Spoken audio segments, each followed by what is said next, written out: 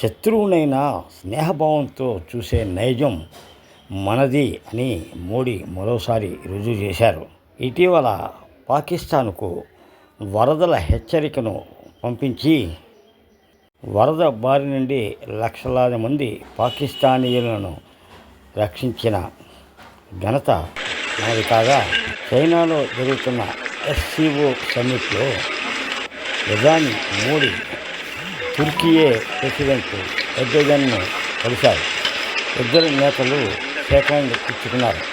కాగా ఆపరేషన్ సింధూర్ సమయంలో తుర్కియే పాకిస్తాన్కు బహిరంగంగానే సపోర్టు చేసింది. అంతేకాదు 350 డ్రోన్లు ఆపరేటర్లను పాక్ ఆర్మీకి ఇచ్చి మన దేశానికి వ్యతిరేకంగా పనిచేసిన సంగతి తెలిసిందే. అయినప్పటికీ ప్రధాని మోడీ స్నేహభావంతో తుర్కియే అధ్యక్షుడికి షేక్ హ్యాండ్ ఇవ్వడం ఇక్కడ చర్చనీయాంశంగా మారింది.